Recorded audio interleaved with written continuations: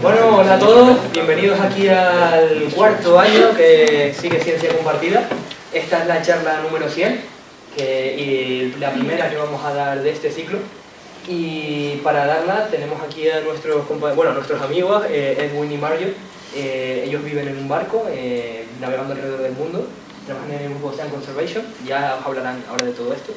Y ahora Nati os va a comentar un poco rápido cómo los conocimos. Es bastante curioso, la verdad, y gracioso. Nosotros queríamos traer aquí a Tenerife a que diera una charla uno de los organizadores de Gran Canaria. Ah, de Gran Canaria, Lo siento, chicas, que soy Tenerife y estoy medio puro nerviosa, pero bueno, pues unos amigos que tienen un barco nos comentaron que habían visto una bandera de Sea Shepherd por el muelle y tal, y nosotros nos emocionamos todos y dijimos, pues vamos a ir a verlos, vamos a ir a hablar con ellos para traerles y que vengan a concienciar a todo el mundo.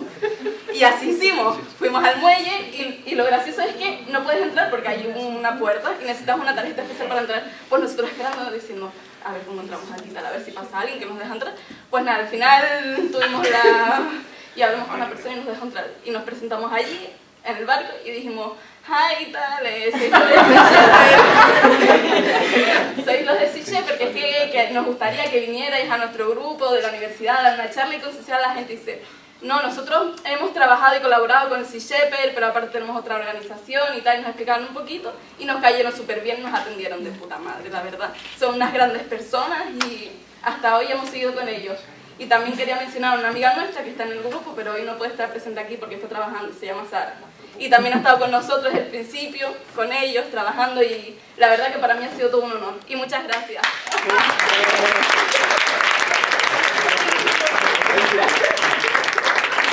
Vamos con Mario, espero que disfrutéis. Charla número 100, primera del ciclo. A partir de ahora empezaremos todos los miércoles a las 12:30. Sé que es un caos por los horarios, pero intentémoslo, ¿de acuerdo? De verdad, chicos, merece la pena. Bueno, os dejo con Mario. Bueno.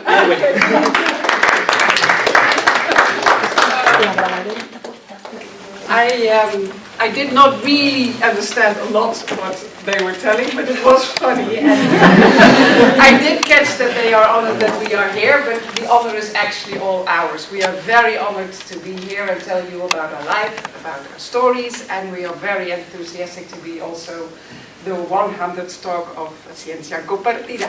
So that's really nice. It's going to be in English. I'm very sorry. I'm doing my very best to learn Spanish. I will do some in Spanish. That's my nerve-wracking moment. But it will make sense, I guess. Let me see. It's getting good. That's better. Okay. So, this is who we are, of course. This is the ship that we live on. And these are the creatures that we work for, among others. Ocean conservation, bringing awareness into action. Your cycle is called Ciencia Compartida. Of course, Ciencia will be a part of our presentation, but I would also like to do some conciencia in the presentation about why we live the way we live, and to show you that it's possible for every one of you if you would like to. So,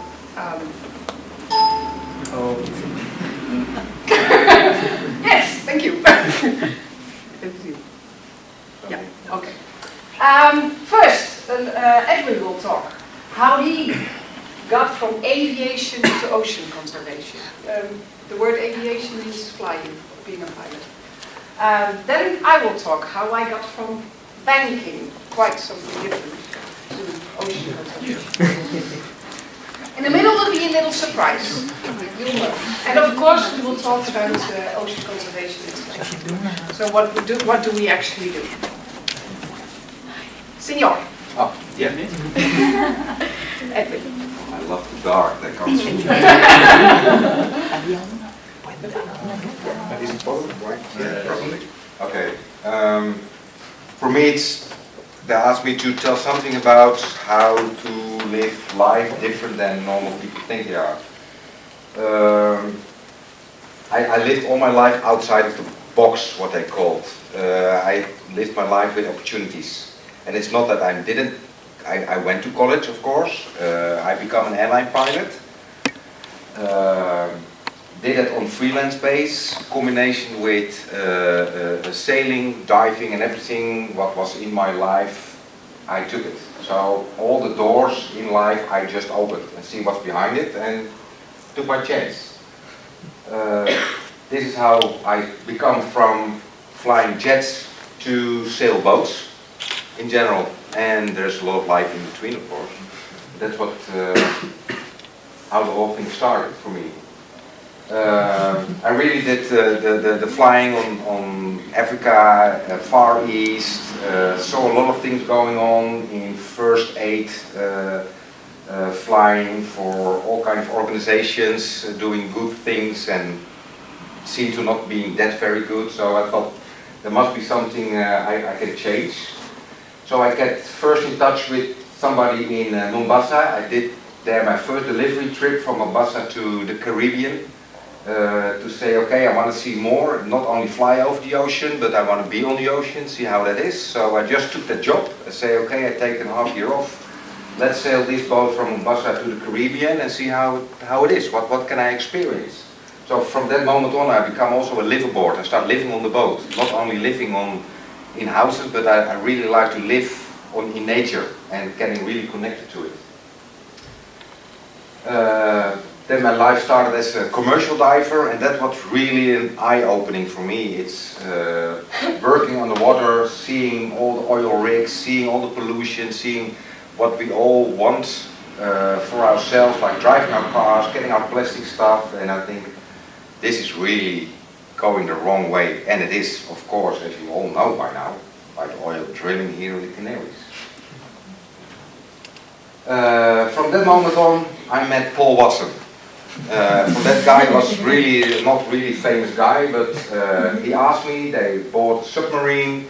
If we can sail that submarine, yeah, heck, why not? You know, and do some projects for them. I really cannot talk about all the projects because it's classified, never happened of course. And I sailed one of the boats to Costa Rica to protect the shark from illegal shark finning, and the Antarctic, as you know, about the whaling from the Japanese guys over there. And there was in my life, when I was sailing from Aberdeen to Mombasa to do a new project, I stopped in Amsterdam and I thought maybe I visit my kids because I'm gone for another couple of months, because that's the negative side of living outside the box, is the family life is really, yeah, different. Your family, this is my family at the moment. As I stand here, really it is, and I got special friends and special relatives now, and you all can become family. I think everybody becomes family from everybody, you know, if you think outside of that box. So I stopped in Amsterdam. I took that guy, the train, and that changed my life from there completely. I thought I was living outside the box. I was living my life diving, flying, doing everything I like. But in that train, I met Mario. So this is a little bit short what I have to tell about my things. So maybe you can talk about your things. How to get out of that box instead of starting out. Oh, this is the best of it. This is a train. You don't have trains here, do you? No trains, no. They are always late. Always. So that's actually how I met Edwin, and we had to change trains in a certain station. And we were traveling both first class. First class traveling means ties, skirts, high heels, stuff like that. I was like that. And then there was this guy with a cowboy hat, sailing clothes and stuff. And I looked into his eyes and I thought, oh my God, this is going to be complicated. And it was, because You can tell. I was sort of inside the box. I'd gone to college. I started my career in banking. I did marketing, international marketing. I did education in banking, so I trained people to become a banker and things like that. So this is where I worked. This was sort of for 15 years my career. Then I became ill.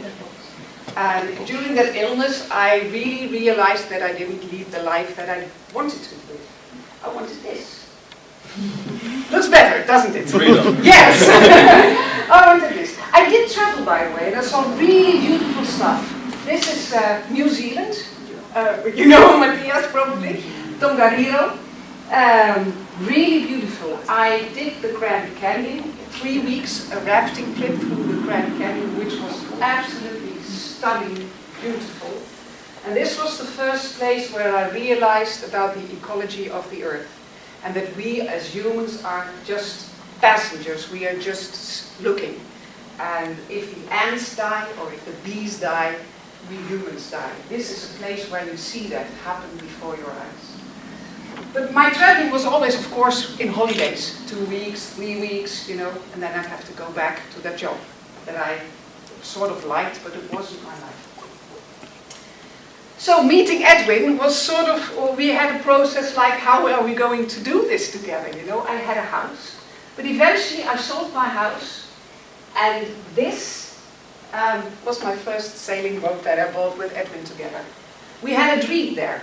We didn't just want to sail around the world. This is a 23-meter Scotch boat from Scotland.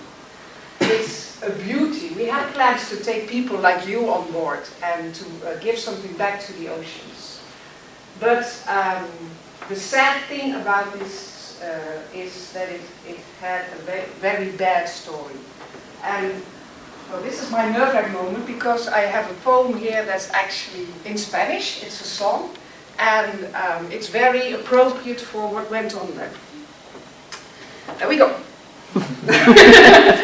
Al mar eché un poema y llevó con él mis preguntas y mi voz. Como un lento barco se perdió en la espuma. Le pedí que no diera la vuelta sin haber visto el alta mar y en sueños hablar conmigo de lo que vio. Aún si no volviera, yo sabría si llegó. Aguardé tanto tiempo el mensaje que olvidé volver al mar, y así yo perdí aquel poema.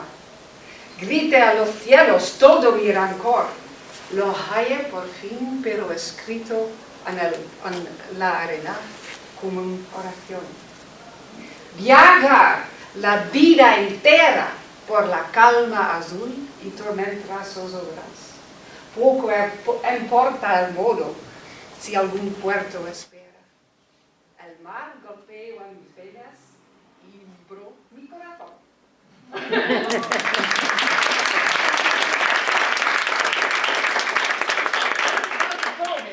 With Edwin, I went to sea. But this boat, this was really not a beautiful boat, this was a wreck, an absolute wreck. This was corruption, so we had to go to court. That lasted 2 years, black years of our lives. We won, of course, because it was clear that the boat was totally broken. But like in the poem, we first went to sea, then this happened to us, and then we forgot to return to the sea. And we forgot about everything. It was just trying to win that court case. Until, and that is really an important moment, that we realized that we had a choice. That the dream was still like that poem written before our eyes. We still had the same dream. We still wanted to go back to the sea. And this is actually how ocean conservation was born. Because when we turned our energy from this horrible story back to our dreams, to the sea, then this became possible. So now you've heard from Edwin how he always lived outside the box. You learned from me how I stepped outside the box, but it's even possible to start from, or not even within a box. And that is the surprise that we have in the form of 2 young guys. So guys, it's all up to you who will, I will, yes. Okay, they are here in Las Palmas. Edwin is meeting them now on Wildevaart. And they have their special story. So, good surprise, and a sorpresa. So we're actually with 3, although Frederic, the female crew member, cannot be here today. We met Edwin first, about 3 weeks ago, because he knew us from Facebook and all.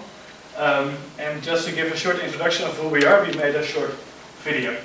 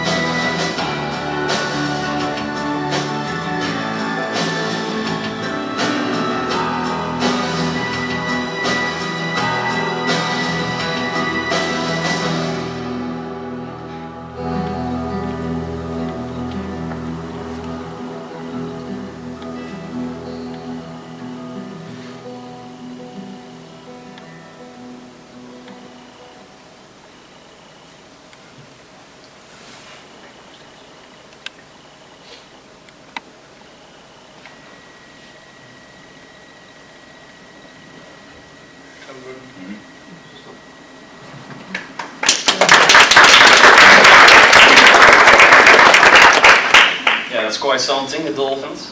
So, let me first tell you, 1 month ago we left Morocco, 3 months ago we left the Netherlands with this ship. Now we are here in Las Palmas. Who are we and how did we come here? In the beginning, when we were 12 years old, we met each other at the Sea Scouts in the Netherlands. And there were these ships, small ships, just to learn sailing, as we did. And in that period of time, we started buying boats, and there were real boats that should go to the graveyard. But we rebuilt them, so cheap boats, rebuilt them and started sailing. For example, this was the first boat we bought, rebuilt it and renovated it and continued sailing, and we started to exploring the Netherlands.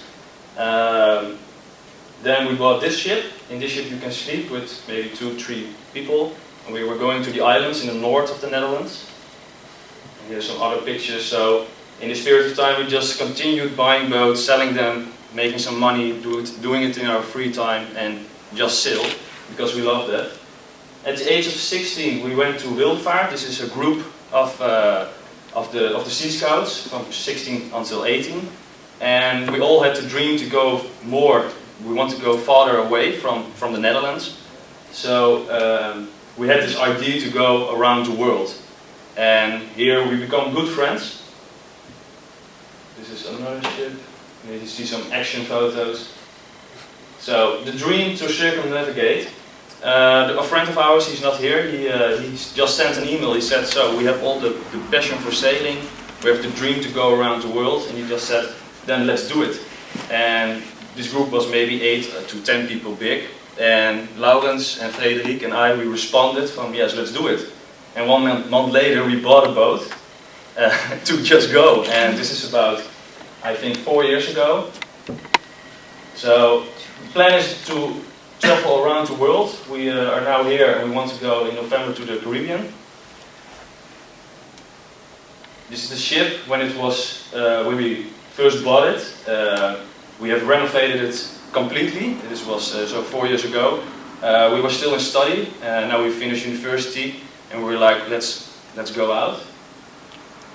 And in that 2-3 years we went to England, then to France, to the Scilly Islands, and exploring how far we can get. We started sailing in the night, looking if we are able to do it, because it is quite intense.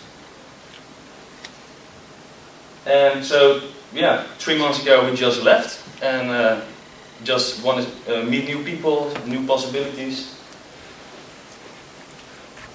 This is the ship on the English Channel. But more important is why are we here, and what we want to tell you something, and that's why we sail, and Laurens is going to tell about that. Yeah, so what we are aiming to show here is that it's real possible to do this. We bought the ship literally on Segunda Mano, it's the Dutch version of it. So it's really possible. You just find some friends, pull together some money, buy a boat, renovate it, work hard for it, and then you can just go. This is possible for every person. Yeah, for us the question, why are we choosing this life? Because we all finished our studies. We're all 26 years old, so we're at the beginning of our career. But why are we doing this instead of getting a traineeship or some other job? Well, first, of course, there's a passion for sailing. And how many of you guys sailed ever? You should definitely sail more. You have so many water around you, so really do it. Yeah, so this is one thing. Another big thing for us is that we don't want to be in the box. We don't want to have the life of finish your studies, get a job, buy a house, get children, die, that's it. We want to do something else. We want to have the adventure, we want to explore, that's what we do. At the same time, you have a lot of relaxation, but also a lot of adrenaline. It can be quite dangerous on the way. But the most important two things are meeting new people, like Edwin and Mayo, but there's also a lot of other people we met in previous harbors, who can actually show how to live a life. There's so many opportunities, so many possibilities to live your life, and that's a real eye-opener for us. I totally forget to do this. Yeah, so just a couple more pictures, but you can also see it on our website. But yeah, meeting new people, like there, Gertje has an amazing story. Like every person has an amazing story. All these people, they really show how the alternative ways to live your life. And through meeting all these people, you can also see new possibilities, of which Edwin and Mario may tell a lot more about opportunities that we see now by doing this trip, and also opportunities that are there for you guys. So. Thank you, Laurens. And Paul, that is indeed one of the nicest things about the life we lead. But like I said, we want also to give something back to the oceans. It's not just the sailing around the world and being the eternal tourist and see things. So that's why we do ocean conservation. So we've had the consciencia part, now let's go to the ciencia part. Ocean conservation, what is it all about? Well, it's actually about Edwin and me and the ship. And you've just seen what we've did in previous periods of life. And with those talents and skills, we want to support organizations that work for the oceans. So, for example, this is one of our conservation partners, I will tell a little bit more about, Adventures and Scientists for Conservation. What they do is that they bring adventure, like people like sailors and divers together, with scientific projects. And with them, we work together with the organization called Five Gyres. And Five Gyres is busy examining the plastic pollution in the oceans. And what we are trying to do is to collect as many sailors as possible through the ARC to collect data for Five Gyres. Another thing is that we work locally. We work with local organizations. We've done the World Ocean Day for Alianza Tiburones Canarias. Probably you've heard of it. Do you know it? Yes? Okay. So Manuela and Fernando, we support with their activities in protecting the sharks here. And of course, Castro, with the Sociedad Oceana, I will tell later. But also we look for local organizations that we can support. Well, our next project will be in the Cabo Verde, where we will do some projects for sea turtles. And a little bit further away in New Zealand, there's oceanswatch.org. And something that will always stay, is of course, which is of course more action oriented, but really efficient where they work. So what did we do here? Well, you see some familiar faces probably. This is on World Oceans Day. Like I said, we support also local organizations. On World Oceans Day, we took some people from Ciencia Compartida, really, on our boat to Arinaga, where Alianza Tiburones had an activity. And with the sailing boat, they were also able to tell how they got there. We did have a program to get kids on board and tell them about shark protection. And on the way, we collected samples for the microplastic research. Another example is SOS Tartarugas. What we will do there for them is help them protect with their educational programs. They survey the breeding season of the turtles. They protect the nests, and then when the nests hatch, so when the small babies come out, they accompany them back to the sea. And they also have a lot of education for tourists and also for local people, and that is what we will use the ship for, the Orion of Aberdeen. They also take care of wounded turtles and bring them back to sea. The ARC, which is, who knows the ARC? Who've heard of it? A few people. Well, that's quite an event every year here now for 20 years in Las Palmas. It's the Atlantic Rally for Cruises. And it's the rally that like 250 ships will go from Gran Canaria to Santa Lucia. So that's what you see this. What we will do here is to get them involved in scientific research. In which way? Well, first spotting. Another familiar face? Spotting. Two things. Sea mammals, like whales, dolphins, pilot whales. Well, you know all about those, of course, from your studies. But also plastic debris, which is in the oceans. that we will do, like I said, for 5 Gyres. 5 Gyres, does anybody know 5 Gyres, what that stands for? Is that familiar? No? Well, there are, you see that you see here that the arrows, it says that all the plastics, because of all the currents in the oceans, they are now mounting up in 5 huge islands of plastics. There are 5 of them. There's in the Atlantic, there's one around here. The biggest one is in North Pacific. That's really, you can actually walk there. It's getting melted sort of together. Another thing that we do for them is the research for microplastic. For that we take the bottles like you just saw on World Oceans Day. These are examined for really the microscopic small particles of plastic. 85% of all the samples taken worldwide in lakes, in oceans, in seas contain microplastic. It's found already on a depth of 5,000 meters. What we do is catch with this device a trawl. You see that here next to the boat. It has a small beak, and we just let it drift next to the boat for 6 hours. When it's calm weather, of course. 6 hours. And then we analyzed the debris. We did a sample of this in 3 hours in Gran Canarian waters, just outside Las Palmas. And we had 11 pieces of microplastic smaller than 5 millimeters in it, which I think was a lot considering the large ocean and this little small trawl next to the boat. They are doing that worldwide now. So that is how we support data. Well, this is really one of the things that we're proud of, because it got us an article in National Geographic Explorer Journal on the web. So you can read our stories there if you visit our website as well.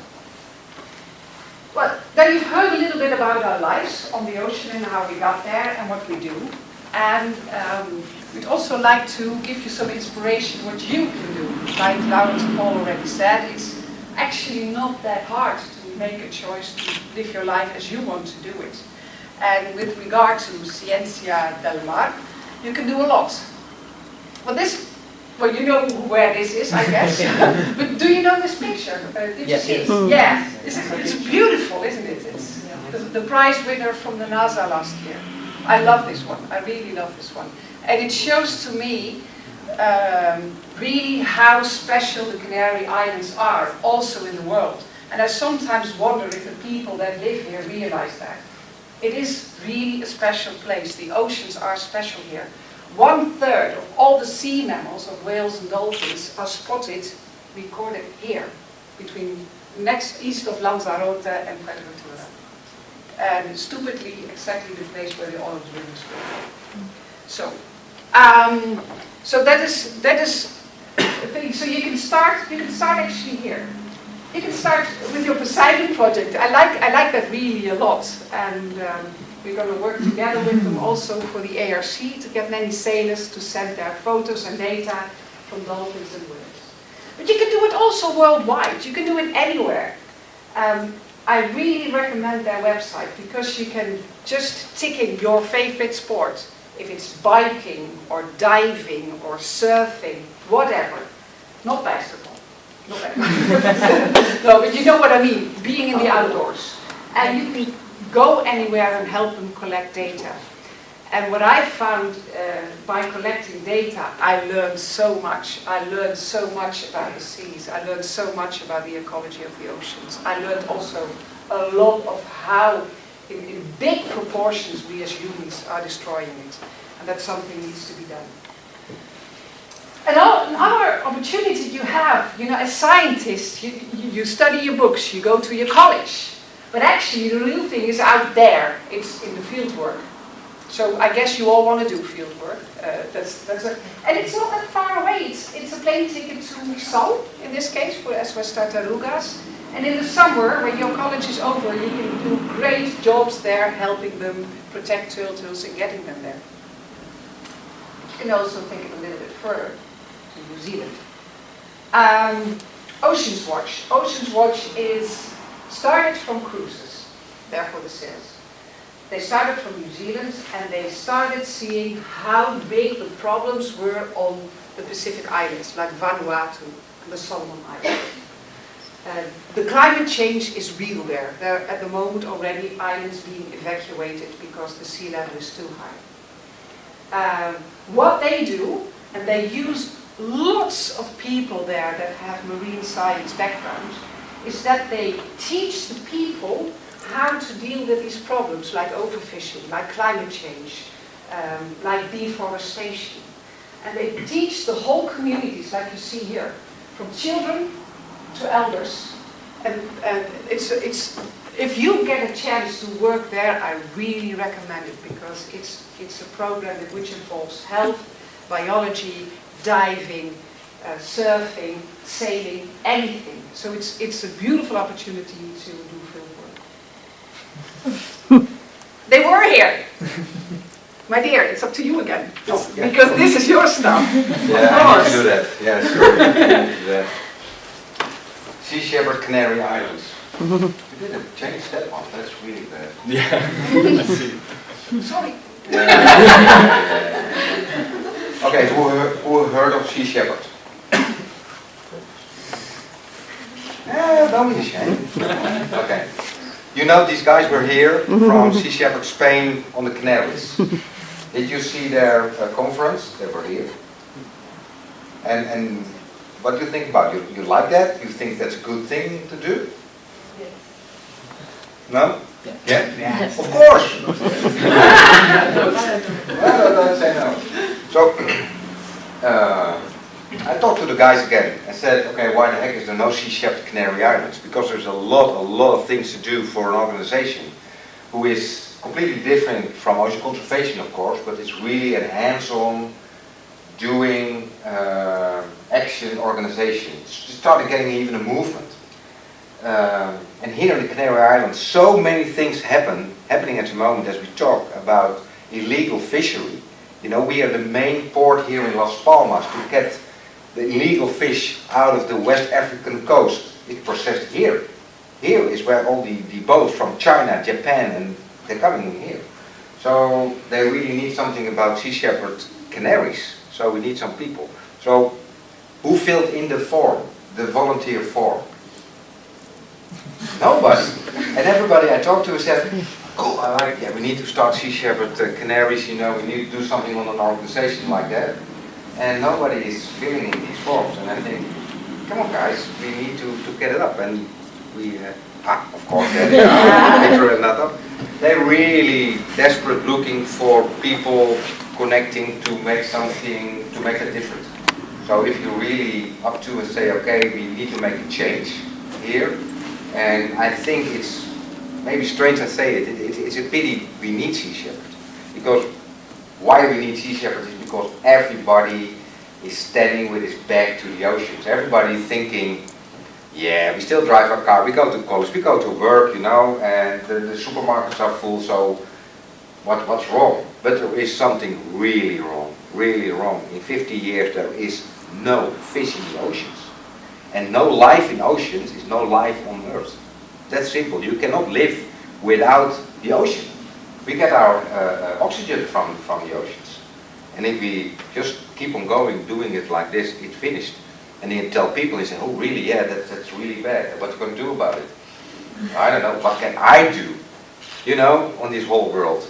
It starts with you. It starts with you and you, just like who you are. It just starts with you. That's where it all starts.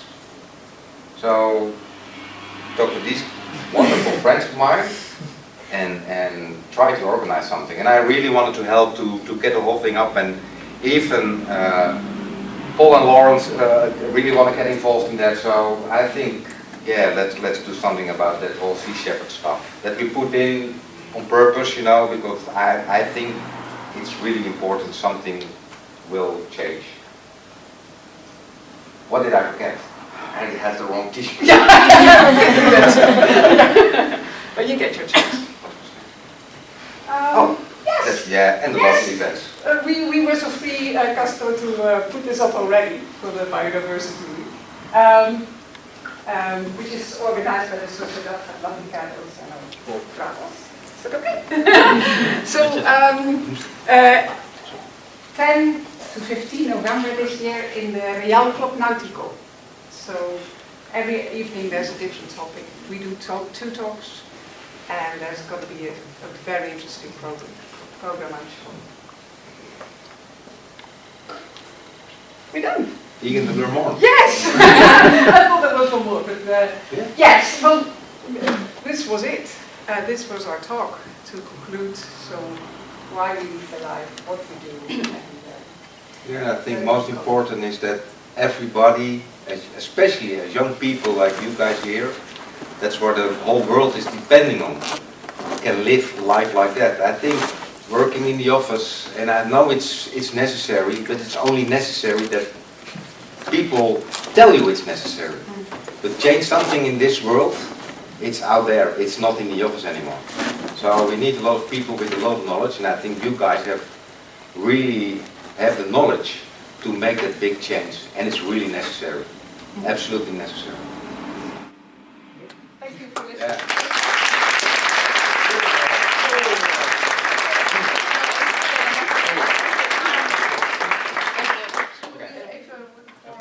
Yeah. Si alguien ahora quiere hacer preguntas o preguntar cualquier cosa, Yes. o solo preguntarle si alguien tiene dudas o ¿no tenéis aquí? If you have questions, no problem. If you think your English is a problem, it is not, because we have our friend Brenda, she's actually from Fuerteventura, and she also lives outside the box, went to Sweden all the way, a little bit. And she's excellent in Spanish and English, so don't be shy to ask a question. And if you know who to ask the question to, that would be helpful. And if it's a general question, it's okay. So, ¿Pregunta? I was wondering, because living in the ocean, I feel like it's quite insecure economically, but also in health things. So can you tell us a story about how you deal with some health problem you might have while you are living this style of life? You know, just to maybe see how the situations when you have a health issue are dealt with. yeah, we do it ourselves. We had health issues. Yeah. Yeah, what is But maybe I can say something about it. For example, when you have insurance for health insurance for sailors, it's compared to the normal health insurance in the Western world, it's really cheap, really cheap. And I was always thinking, why the heck is that so cheap? You know, having a health insurance, because you're out there and you never know what it will cost. The health insurance already examined, and they studied that and say people living outside don't go to doctors that often. They live a different life. They don't go to, I don't feel that well physically in hospital, you know, and they stay, I don't know exactly why, but they stay a little bit more healthier than, of course you can have a real disease. I know, I had cancer. I survived the cancer. I couldn't survive that on my boat. I realized it, absolutely. But in general, I think it's a healthier life. You know, we don't have these back problems that much, or the flu, and even if we have it, we can solve it easily ourselves. So that's not for us an issue. No, Absolutely. so we did training in that as well, especially Edwin as a diver, and we are really self-supportive, because we have to. Our sailing boat is not just a sailing boat; it's also an expedition vessel. So, which means that we are going to install a water meter. We can make our own drinking water. We have medical aids on board. Does that answer your question? Yes. Sure. Yes. Okay. Anyone else? Oh yeah, just a short one. How you support your economically? Yeah. The money question. You don't have to be a millionaire to do that. No, not at all. Because most people that sail around the world, the first thing is live simple, live simply. We don't care about designer clothes, about cars. We don't care about the material stuff. I care about my boat, and I care about the oceans. So for the projects that we do, especially the project when we have scientists and people on board, we get paid, of course. And this is what we do on a non-profit basis. We have some sponsors, which is good. There can always be more. The Watermaker was sponsored, for instance. And we're building on fundraising and stuff that's also part of the job that comes with it. But the main income is, of course, when we do projects and we do things, and then we get the stuff. And we work on a non-profit base. Like we said, live simply is actually rule number 1. You don't need much money. Yes. You know. And, Yeah. and you must realize you can work everywhere. Yeah. You know, everybody here probably thinks I need to work in the Canary Islands. Because that's where I live, that's where I study, so I work here. Everybody in Holland thinks I need to work, you can only make money in Holland. You know, only there you can work, there's the job. Believe me, this is planet Earth. We're just citizens on this planet Earth, you know, we're just visitors here, and you can work everywhere. I don't speak really Spanish. I don't speak Spanish at all probably, but anyway. But I don't speak Arabic, I don't speak really good Afrikaans, but I worked in Africa, I worked for a Spanish company, I worked, you know, so you can work everywhere on this planet if you have an open mind, if you really want. You know, you can say, I studied to marine biology, I'm not going to work as an airline pilot, you know. Why not? You know, or the other way around. You can work everywhere if you like. So if you need the money and you don't have a project, you still can live. You can live life on this planet. You don't have to sit here, only here. So I experienced for the last 30 years, 25 years now, you can work everywhere. You don't need something fixed. Yeah, maybe in addition, because we really cannot work everywhere because we're not a technical. What we did, we bought a ship. It's almost 4 years ago now. We bought it for not a lot of money. It was it's 9,000 euros we bought it for. And we were with the 4 back then. 1 fell off, so we were 3. And then you can divide every euro you're spending. You can divide it in 3. So in the end, after 3.5 years, you spend approximately 9,000 euros per person, then you have a boat and you can go. Well, it's a lot of money. It is really a lot of money. It's a lot of money. But it's possible if you have 3 years and you have a job and you work. And what we did to get like the money to live now at this moment, we had 1 year of just working a lot. So having more than like 2 jobs and working day and night, and then on the weekend working on the boat because we all do it ourselves, which makes it cheap. So yeah, you have to work hard for it, but it's definitely possible, and I think it's possible for everybody because if it's possible for us, then it's really possible for everybody. And maybe one more thing, because now we started this, and last week 2 publishers of books they came to us and said, well, maybe we can do something, maybe you can write your book. And that was for the first time that we thought, well, if you just start it, then you get these new possibilities. Exactly. And maybe you can get some money out of that. You never know what's coming. That's the funny thing about it. Yeah. Are you both crossing with the ARC to San Lucio? No. No. We will cross, but on ourselves, not with the ARC. So the next step for this organization, what will be? Well, will be the Cape Verde Islands, where we will do certain projects. And see what Sea Shepherd's doing there. Yeah. And then cross to Suriname, probably. Yeah. Something like that. Yeah, and we'll see from there. Yes. Any other questions? ¿Alguna pregunta más aquí? Aprovechad ahora que los tenemos, que en noviembre se nos van. Can also be in Spanish. What's your opinion about the oil prospections in the Canary Islands? Because sorry, I think I know your opinion, but there is a problem with Morocco because they also wanted to take oil from this earth, and it's a problem really because if we don't take this oil, Morocco will take it, and probably with less security measures. Yeah. Yes. Okay. Sorry? Yeah, whatever. It's bullshit. It's stupid. Let me give you 3 figures. Did you follow anything about the climate summit from the UN? The 3 figures there that are really important is that for the Earth to survive, to have a sea level that is still livable for most people, a temperature rise of 2 degrees, they say 3, but actually it's 2 degrees, is still, we can handle that. For that, the megatons of fossil fuels that have to be blown in the air is out of 15 years. If we go on consuming like this and spending fuels like this, it's 15 years. How much oil do we have now available without looking for new stuff? That is 15 times more. So it's stupid to search for oil in the first place. And of course you can for all economic reasons, but I think we're now at a level where economy should not rule this anymore because the planet is at stake. So for me,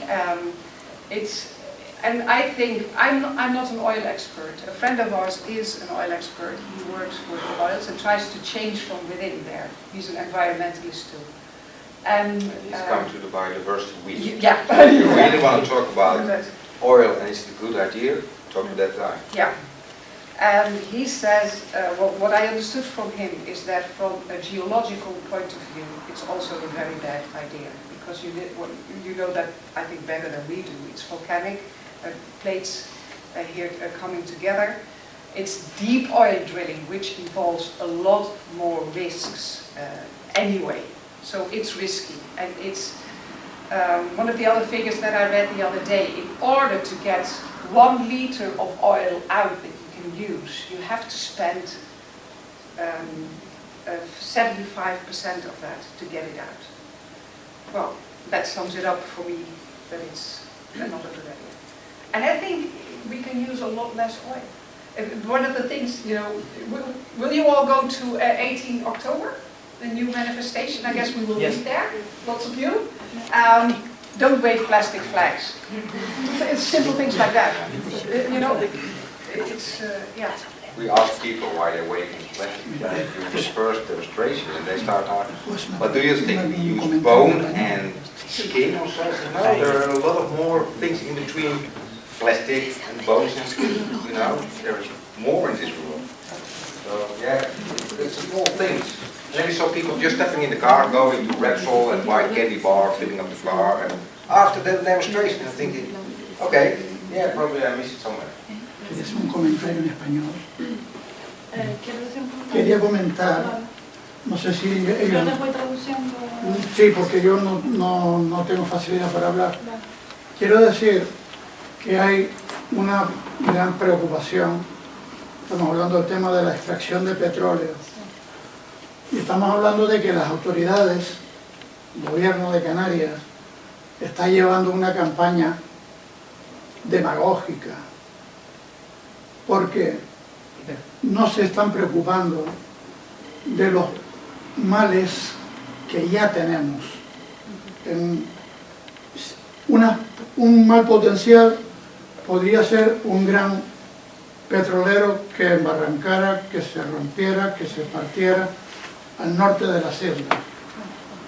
Here at the Canadian level, you know, we have also some troubles with the local government, and he's saying that they are having a demagogy campaign because they are not looking at some other worse problems or situations that could happen here. Like, for instance, ¿qué dijo un barco? ¿Petrolero? Es que no te estoy entendiendo, porque estoy sordo en una tarde. Háblame más. Y continúa. Ah, vale, de acuerdo. Lo que quiero decir que actualmente tenemos unos riesgos sobre el litoral. Porque al fin y al cabo un derrame de petróleo al final se convierte en un riesgo muy importante, en un peligro sobre el litoral marino. Tenemos unos riesgos de superconstrucciones, de gran cantidad de residuos que van al mar. Quieren construir más hoteles en parques naturales, en zonas naturales, como más palomas, por ejemplo. Y eso no les importa. Okay, so he's saying that we have many other risks or problems related to the construction in the coastline or waste being discharged on the waters or also like I don't know, like the traffic of the ships transporting oil and so on. And that we have already so many problems, but they don't focus on this. They are focusing on the oil drilling because they took it like somehow like a political issue. Yes. More than the environmental issue. Yeah. I see what you mean. Yes. Yeah. Can I? Oh, yeah. Tampoco para que me contesten, yo quería... No voy a contestar porque yo solamente quería hacer el comentario de porque sobre todo aquí hay muchos estudiantes. Yeah. I agree. Like I put this one on again. These are beautiful islands. These are special islands with special wildlife on land and in the sea. And I think everybody looks at the Canary Islands as the tourist place where you go to have your suntan. And a thing could be if the tourism would focus more on how special these islands are, to attract people and to make them realize how beautiful it is here. It's beautiful, absolutely beautiful. You understand? Translate, please. Bueno, que ella está diciendo que en realidad ellos son conscientes de que las Islas Canarias es un lugar muy especial y muy bonito y que la gente debería centrarse, o sea, valorar eso y centrarse en eso para empezar a defender el ambiente de las islas. Y que está de acuerdo contigo en lo que has dicho. ¿Alguna pregunta más? ¿Algún comentario? Bueno, pues entonces lo primero de todo es agradecerle a Edwin y Mario y a Paul y Lawrence.